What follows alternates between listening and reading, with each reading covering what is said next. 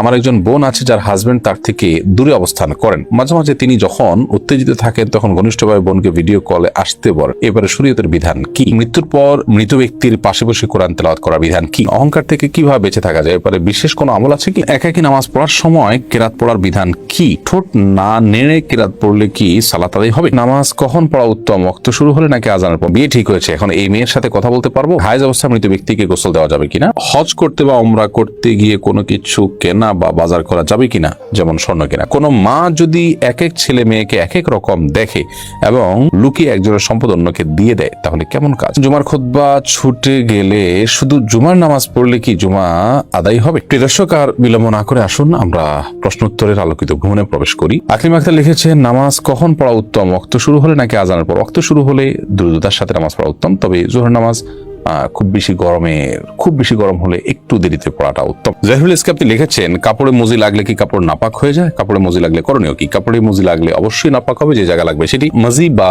ওয়াদি এই দুটি পদার্থ মূলত বীর্যপাতের আগে যে আঠালো পানির মতো আপনার জিনিস বের হয় এটিকে মজি বলা হয়, আর পেশাবের সাথে কোত দিলে যে সাদা পদার্থ বের হয় সেটিকে ওয়াদি বলা হয়। এই অনেক সময় প্রেশারের কারণে বের হয়, এটা চাপের কারণে কারো বের হয়, অসুস্থতার কারণে। তো মজি বা ওয়াদি এগুলো নাপাক, এগুলো যদি লাগে তাহলে শরীর বা কাপড় যে জায়গা লাগবে ওই জায়গাটা ধুইতে হবে, পরিষ্কার করতে হবে। এমনি রফিকুল ইসলাম আপনি লিখেছেন, একাকী নামাজ পড়ার সময় কেরাত পড়ার বিধান কি? ঠোঁট না নেড়ে কেরাত পড়লে কি সালাত আদায় হবে? না, সালাত আদায় হবে না, আপনাকে ঠোঁট নাড়তে হবে। ঠোঁট যদি আপনি না নাড়েন তাহলে সেক্ষেত্রে সালাত আদায়ের জন্য যে কেরাত পাঠের আবশ্যকীয়তা সেটা আদায় হবে না। মনে মনে পড়লেন সেটাকে তেলাওয়াত বলা হবে না, কেরাত আপনাকে পড়তে হবে। নবী করিম সাল্লাল্লাহু আলাইহি ওয়াসাল্লাম বলেছেন, লা সালাতা লিমান লাম ইয়াকরা বিফাতিহাতিল কিতাব, যে ব্যক্তি সূরা ফাতিহা পাঠ করেনি তার সালাত হবে না। তাহলে এখানে পাঠ করতে বলেছেন তিনি। আপনি যদি মুখ না নাড়েন, ঠোঁট না নাড়েন, জিহ্বা না নাড়েন, তাহলে তো পাঠ হলো না, সেটা কল্পনা হলো, সেটা জল্পনা হলো, সেটা স্মৃতিতে আপনি স্মরণ হলো। তো স্মরণ করতে তো বলা হয়নি, বলা হয়েছে পাঠ করতে। অতএব আপনি ছোট না নামলে নামাজ হবে না। এরপরে আফরোজা লাকি আপনি লিখেছেন, স্বামীর মৃত্যুর পর স্ত্রী স্বামীর ভাড়া বাসা পরিবর্তন করে অন্য জায়গাতে ইদ্যত পালন করতে পারবেন কিনা? কারণ স্বামীর মৃত্যুর পর তার পরিবার আর্থিক সমস্যায় পড়ে গেছেন, আগের বাসায় থাকার মতো এখন আর সামর্থ্য নেই। জীবন আফরোজা, এরকমটি করা যাবে যে আপনি ইদ্যত তো 4 মাস 10 দিন স্বামীর মৃত্যুর পর নির্দিষ্ট জায়গায় বসে পালন করবেন, বাট সেখানে ইদ্যত পালন করতে গিয়ে যদি আপনি অসুবিধায় পড়েন, যেমন আপনি ভাড়া দিতে পারছেন না, তাহলে সেক্ষেত্রে আপনি একটা বিশেষ প্রয়োজনের ক্ষেত্রে বাসা চেঞ্জ করলেন, এটা আপনি করতে পারেন।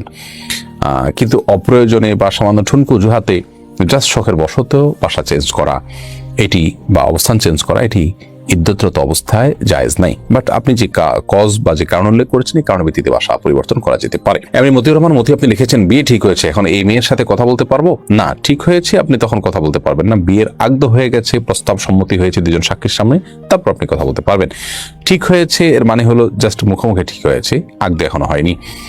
আর এরকম অবস্থাতে একান্ত প্রয়োজনে কোনো বিষয় একজন আরেকজনকে কোনো গুরুত্বপূর্ণ বিষয় জানতে চাইছেন, কিংবা হয়তো কারোর জন্য কেউ কিছু কেনাকাটা করবেন, মাপ জানতে চাচ্ছেন, এগুলো যদি হয় তাহলে টেক্সট মেসেজের মাধ্যমে ফেতনামুক্তভাবে করতে পারেন। কিন্তু এখনো যেহেতু আগদ হয়নি, অতএব আপনার স্বামী স্ত্রী নন, বিদায় স্বামী স্ত্রী সুলভ আলাপ সালাপ, খোশ গল্প, প্রয়োজন ছাড়া আলাপচারিতা, কথাবার্তা, সেগুলো কিন্তু বলা জায়েজ হবে না। এরপরে এমডি আলামিন লিখেছেন, জুমার খুতবা ছুটে গেলে শুধু জুমার নামাজ পড়লে কি জুমা আদায় হবে? জুমার খুতবা যদি ছুটে যায় তাহলে সেক্ষেত্রে শুধু জুমার নামাজ যদি পড়েন তাতেও আপনার জুমা আদায় হয়ে যাবে, অর্থাৎ ওয়াক্তের জুমা আদায় করেছেন সপ্তাহে, সেটি বলা যাবে। কিন্তু এমনটি নিয়মিত হওয়া সন্দেহাতীতভাবে গর্হিত কাজ, কারণ জুমার খুতবা শোনাটাও কিন্তু ওয়াজিব, এটা সে ওয়াজিবটা ছুটে যাচ্ছে, আপনার ত্রুটিপূর্ণ হচ্ছে।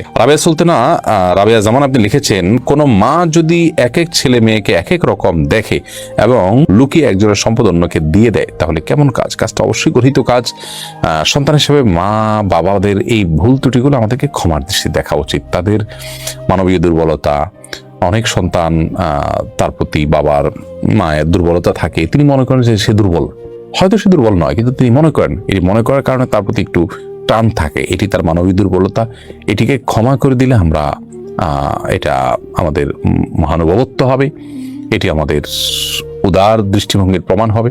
কিন্তু তাদের জন্য কাজটা অবশ্যই গুনাহের কথা, তারা এটার জন্য আলাদা জবাবদিহি করতে হবে যদি তারা বেইনসাফি করেন। নবী করিম সাল্লাল্লাহু আলাইহি ওয়াসাল্লাম স্পষ্টভাবে বলেছেন যে ইআদিলু বাইনা আওলাদিকুম, ইত্তাকুল্লাহ ওয়া'দিলু বাইনা আওলাদিকুম, তোমরা আল্লাহকে ভয় করো এবং তোমাদের সন্তানদের মধ্যে সমতা বজায় রাখবে। তাদের প্রতি জুলুম করবে না, অবিচার করবে না। পিতা সে বিষয়ে আমাদেরকে মাথায় রাখতে হবে। আরমান হোসেন আপনি লিখেছেন, হজ করতে বা উমরা করতে গিয়ে কোনো কিছু কেনা বা বাজার করা যাবে কিনা, যেমন স্বর্ণ কেনা করা যাবে, কোনো অসুবিধা নেই। হজের সফরে গিয়ে কেউ যদি কোনো বাণিজ্য করেন, শুধু ব্যক্তিগত ব্যবহারের জন্য স্বর্ণ কেনাই নয়, যদি কেউ বাণিজ্য করেন সেটাকেও আল্লাহ রাব্বুল আলামিন জায়েজ রেখেছেন। কোরআনে কারীমে সুস্পষ্টভাবে এই বিষয়ে আয়াত রয়েছে। বিধায় এটি মৌলিকভাবে কোনো নাজায়েজ কাজ নয়। আমরা অনেকেই এটাকে নাজায়েজ কাজ মনে করি বা মনে করি যে সেখানে বোধহয় কোনো কিছু কেনাকাটা যায় না। এটা ভুল ধারণা। আপনি কেনাকাটা করতে পারেন, তবে হ্যাঁ, এটা ঠিক যে সেখানে গিয়ে অনেকে কেনাকাটাকে এমন গুরুত্ব দেয় যে তার মূল কাজ কি কেনাকাটা না হজ বা উমরা, সেটা নিয়ে সন্দেহের মধ্যে পড়ে যেতে হয়। আল্লাহ মাফ করুক, সেরকমটি তো অবশ্যই আপনার এই পবিত্র সফরের সাথে যায় না, সেটি আমাদের মাথায় রাখতে হবে। এমনি জাহিদুল ইসলাম আপনি লিখেছেন, হায়েজ অবস্থা মৃত ব্যক্তিকে গোসল দেওয়া যাবে কিনা? উত্তর হলো দেওয়া যাবে, দেওয়া যাবে না ব্যাপারটা এরকম নয়, তবে অন্য লোক থাকলে সন্দেহাতীতভাবে তারা দিবেন। আর মৃত ব্যক্তিকে যদি হায়েজ অবস্থাকে গোসল দেন, গোসল হয়ে যাবে। আমি সিয়াম এখন আপনি লিখেছেন, অহংকার থেকে কিভাবে বেঁচে থাকা যায়, এরপরে বিশেষ কোনো আমল আছে কি? অহংকার থেকে বেঁচে থাকার জন্য টাকলো নিচে পোশাক পরবেন না, যথাসম্ভব বিনীতভাবে চলাফেরা করবেন, এবং কোনো সত্য কথা, সঠিক কথা কেউ বললে সেটি মেনে নিতে মোটেও দ্বিধা করবেন না, নির্দ্বিধায় মেনে নেবেন, স্বীকার করে নেবেন ভুল হলে সেটি। এগুলো হলো নিজের অহমিকাকে, দম্ভকে চূর্ণ করার জন্য অন্যতম একটি মাধ্যম। আর কাউকে তুচ্ছ জ্ঞান করবেন না, কাউকে তুচ্ছ তাচ্ছিল্য করবেন না, সবাইকে সম্মান দিবেন, শ্রদ্ধা করবেন এবং মনে করবেন যে তিনি আমার চাইতে ভালো হতে পারেন একজন ইমানদার হিসাবে। সেই জায়গা থেকে তার প্রতি শ্রদ্ধা থাকবে। তার কোনো খারাপ গুণ দেখার পর তার কিছু ভালো গুণ নিশ্চয়ই আছে, সেগুলোকে আবিষ্কারের চেষ্টা করবেন ইনশাআল্লাহ বিদিনিল্লাহ। এর মাধ্যমে অহংকার থেকে মুক্তি পাওয়া যাবে। এর পাশাপাশি আল্লাহর কাছে দোয়া করবেন, আল্লাহুম্মা জাআলনি ফি আইনি সগীরা ওয়া ফি আয়ুনিন নাসি কাবীরা। আল্লাহ আমাকে মানুষের চোখে আপনি বড় করে দিন, বাট আমার নিজের চোখে আমাকে নিজেকে আপনি ছোট, আমি সাধারণ, এই বিষয়টিকে আপনি আমার কাছে প্রতিভাত করে দিন, এরকম দোয়া করবেন। এরপর মেহেদি DIR দেখে আপনি লিখেছেন, মৃত্যুর পর মৃত ব্যক্তির পাশে বসে কোরআন তেলাওয়াত করার বিধান কি? মৃত ব্যক্তির পাশে কোরআন তেলাওয়াত করার বিশেষ কোনো প্রয়োজনীয়তা নেই। কোরআন তেলাওয়াত যিনি করবেন, জোরে জোরে যখন তেলাওয়াত করি তখন আমরা জীবিত মানুষকে শোনাবো, মৃত ব্যক্তিকে তার শোনাতে পারবো না। ওমা আনতা বিমুসমি'in মান ফিল কুবুর। যার কারণে মৃত ব্যক্তির পাশে বসে কোরআন তেলাওয়াত করতে হয় এরকম করে নির্দেশ কোরআন হাদিস আমাদেরকে দেয়নি। মৃত ব্যক্তিকে দ্রুততার সাথে গোসল দিয়ে জানাজা দাফনের মাধ্যমে তাকে বিদায় জানাতে হবে, সেটি হলো কোরআন হাদিস কর্তৃক নির্দেশনা, অতএব সেটি আমরা করব। আর এর বাইরে তার জন্য ভাড়াটিয়া লোক দিয়ে অনেকে কোরআন তেলাওয়াত করেন, অথবা ভাড়াটিয়া ছাড়াও আপনার চারপাশে ঘিরে তেলাওয়াত করা, এরকম কোনো নির্দেশনা কোরআন হাদিস থেকে দেওয়া হয়নি। আদিবা আমিন দিবা আপনি লিখেছেন, আমার একজন বোন আছে যার হাজবেন্ড তার থেকে দূরে অবস্থান করেন। মাঝে মাঝে তিনি যখন উত্তেজিত থাকেন তখন ঘনিষ্ঠভাবে বোনকে ভিডিও কলে আসতে বলেন, এবারে শরীয়তের বিধান কি? আল্লাহ মাফ করুন, এই বিষয়গুলো মৌলিকভাবে জায়েজ যদি সেফটিটা নিশ্চিত থাকে, অর্থাৎ ভিডিও বেহাত হবে, অন্য থার্ড পার্টির কাছে যেতে পারে, এরকম আশঙ্কা থাকলে সেক্ষেত্রে এটা জায়েজ নয়, কারণ সতর্ক ঢাকা এবং নিজের প্রাইভেসিকে রক্ষা করাটা অবশ্য কর্তব্য। আর এই সাধারণত যে সমস্ত অ্যাপগুলোর মাধ্যমে ভিডিও কল করা হয়, এগুলো আমি যতটুকু জানি যে সেগুলো সংশ্লিষ্ট কর্তৃপক্ষের মনিটরের সুযোগ থাকে, যদিও তারা ইন্ডিভিজুয়াল প্রত্যেকটা মানুষকে আলাদা আলাদা করে তারা মনিটর করার সুযোগ পায় না। যদি বেহাত হওয়ার বা অন্যের দৃষ্টিগোচর হওয়ার বা অন্যের কাছে যাওয়ার মতো সেরকম আশঙ্কা না থাকে, তাহলে এটা বেসিক্যালি জায়েজ আছে। স্বামী স্ত্রী একে অন্যকে তার শরীরে যে কোনো অংশ দেখাতে পারেন, তবে এগুলোর ফলশ্রুতিতে তাদের উত্তেজনা আরো বেশি বৃদ্ধি হবে, এর ফলশ্রুতিতে তারা হারামে লিপ্ত হতে পারেন, জড়াতে পারেন। আর এই কারণে প্রবাসে খুব দীর্ঘ সময় স্ত্রী ছাড়া একজন স্বামীর বসবাস করা জায়েজ নয়, বা স্বামী ছাড়া স্ত্রীর বসবাস করা জায়েজ নয়। এই জন্যই তো প্রবাসে যথাসম্ভব এইভাবে দীর্ঘকাল অবস্থান করার যে একটা টেন্ডেন্সি বা একটা প্রবণতা আমাদের অনেকের মধ্যে আছে, সেখান থেকে আমাদের বেরিয়ে আসা উচিত। আমরা মানুষ জাতির মাঝে বহু লোক এমন আছি যাদেরকে আল্লাহ সুবহানাহু ওয়া তাআলা সৃষ্টি করেছেন জাহান্নামের জন্য, আল্লাহুল মুস্তাআন, যাদের জন্মই হয়েছে জাহান্নামে নিক্ষেপিত হওয়ার জন্য। জাহান্নামমুখী সেই মানুষগুলো কারা? আমি কি জান্নাতমুখী নাকি জাহান্নামমুখী? আমার পথ চলা কি জান্নাতের দিকে আমাদেরকে নিয়ে যাচ্ছে নাকি আমাকে জাহান্নামের দিকে নিয়ে যাচ্ছে? আমি কি জান্নাতি না জাহান্নামী? এই বিষয়টি জানার ইচ্ছা নিঃসন্দেহে প্রত্যেক ঈমানদারের অন্তরে আমরা লালন করার কথা। কোরআনে কারীমে সূরা আনআমের 179 নম্বর আয়াতে আল্লাহ সুবহানাহু ওয়া তাআলা আমাদেরকে সেই মেসেজটুকু দিয়েছেন, সেই বার্তা দিয়েছেন। আল্লাহ সুবহানাহু ওয়া তাআলা ইরশাদ করেছেন, ওয়ালাকাদ যারানা লিজাহান্নামা কাসীরাম মিনাল জিন্নি ওয়াল ইনস লাহুম কুলুবুন লা ইয়াফকাহুনা বিহা ওয়া লাহুম আ'য়ুনুন লা ইউবসিরুনা বিহা ওয়া লাহুম আযানুন লা ইয়াসমাউনা বিহা উলাইকা কাল আনআমি বাল হুম আদাল وأولئك هم الغافلون। আল্লাহ তাআলা বলেন, নিশ্চয়ই আমি জাহান্নামের জন্য সৃষ্টি করেছি জিন এবং মানুষের কিছু লোককে, জিন এবং মানুষের কিছু সদস্যকে আমি জাহান্নামের জন্য সৃষ্টি করেছি। তাদের সৃষ্টি হয়েছে জাহান্নামের জন্য। কি তাদের মার্কা, কি তাদের আলামত, কি তাদের চিহ্ন, কি তাদের আমল? প্রিয় বন্ধুগণ, আল্লাহ সুবহানাহু ওয়া তাআলা বলছেন যে তাদের আলামত হলো, তাদের চেনার উপায় হলো লাহুম কুলুবুল লা ইয়াফকাহুনা বিহা, তাদেরকে আল্লাহ সুবহানাহু ওয়া তাআলা অন্তর দিয়েছেন।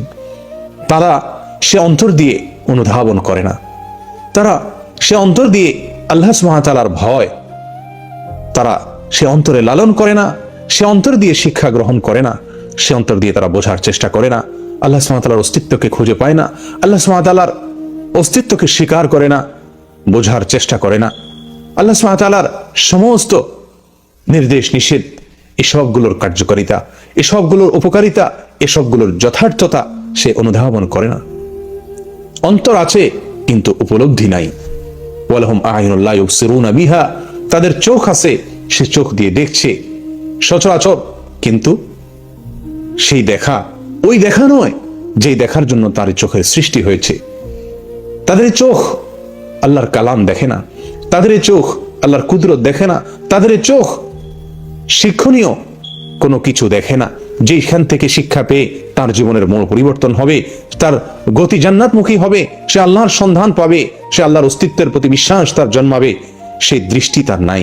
চোখ আছে কিন্তু সেই চোখ দিয়ে তারা দেখে না। ওয়ালাহুম আযানুন লা ইয়াসমাউনা বিহা, তাদের কান আছে কিন্তু সে কান দিয়ে তারা শুনে না। আল্লাহর কথাকে, আল্লাহর নির্দেশকে, তার নবী সাল্লাল্লাহু আলাইহি সাল্লামের সুন্নাহকে, তার নবী সাল্লাল্লাহু আলাইহি সাল্লামের বাণীকে, তার নির্দেশনাবলী সমূহকে সে শুনে না, শুনতে পায় না, শোনার চেষ্টা করে না, শ্রবণ করে না। প্রিয় বন্ধুগণ, অন্তর আছে কিন্তু উপলব্ধি শক্তিটুকু নাই। কান আছে কিন্তু শুনে না, চোখ আছে কিন্তু দেখে না। আমাদের সমাজে এমন বহু লোক আমরা আছি, আল্লাহ মাফ করুন, যারা প্রতিনিয়ত জাহান্নামের কথা শুনছি কিন্তু শুনেও আমরা যেন শুনতে পাচ্ছি না। আমাদের জীবনকে পরিবর্তন করে না, আমাদের অন্তরগুলো গলে না, আমাদের চক্ষুগুলো প্রতিনিয়ত আল্লাহ সুবহানাহু ওয়া তাআলার বহু কুদরত দেখে চলেছে। আল্লাহ সুবহানাহু ওয়া তাআলার বহু কিছু, বহু সৃষ্টি, বহু নির্দেশ আমরা দেখছি, কিন্তু দেখেও যেন আমরা না দেখার ভান করে আছি। আমাদের জীবনকে পরিবর্তন করে না সেসব দেখায়, সেসব শোনা আমাদের মাঝে পরিবর্তন আনে না, আমাদের অন্তরের ভিতরে সাড়া সৃষ্টি করে না, আমাদের অন্তরকে এরকম ভাবে আন্দোলিত করে না, নাড়া দেয় না। এই যদি হয় আমাদের অবস্থা, তো আল্লাহর ভাষায় আল্লাহ মাফ করুন, জাহান্নামমুখী জীবন আমার হয়ে আছে, আমার পথ চলা হচ্ছে জাহান্নামের দিকে। প্রিয় বন্ধুগণ, আসুন নিজেদেরকে আল্লাহর জন্য বিগলিত করি। আল্লাহ সুবহানাহু ওয়া তাআলা বলেন, আলাম ইয়ানিল লাযীনা আমানু আন তাখশা কুলুবুহুম লিযিকরিল্লাহ, যারা ঈমান এনেছে আল্লাহর স্মরণে তাদের অন্তর বিগলিত হওয়ার সময় কি এখনো হয়নি? প্রিয় বন্ধুগণ, মৃত্যুর আগে আমার অন্তরটি এত কোমল হতে হবে যে আল্লাহর ভয়ে আমার অন্তর গলে যাবে, যে আল্লাহর কথা শুনবো তো আমার পরিবর্তন হয়ে যাবে, আমার ভিতর পরিবর্তন এসে যাবে, আল্লাহর নির্দেশকে দেখব, আল্লাহর কুদরতকে দেখতে পাবো, সঙ্গে সঙ্গে আমার ভেতরে পরিবর্তনের হাওয়া লেগে যাবে। এই যদি অবস্থা না হয় তাহলে আমার অবস্থা অত্যন্ত করুণ, আমার জন্য দুঃসংবাদ যে আমার জীবন যাত্রা চলছে জাহান্নামের অভিমুখে। প্রিয় বন্ধু, আমাদের এই সমাজে আমরা অনেকেই প্রতিনিয়ত আল্লাহর সতর্কবাণী আমাদের কানে আসে, আমাদের চোখ দিয়ে আমরা পড়ি, পাঠ করি, কিন্তু সেগুলো আমাদের জীবনকে পরিবর্তন করে না। আল্লাহর যে বিষয়ে সাবধান বাণী আমরা শুনি কিংবা দেখি অথবা পড়ি, সে বিষয় সম্পর্কে আমাদেরকে সচেতন করে না, সাবধান করে না। আমরা কত ওয়াজ, কত নসিহত, কত আলোচনা আমরা শুনি, অন্তর পাথরের মতো হয়ে গেছে, তার কোনো কার্যকারিতা আমরা অনুভব করতে পারি না।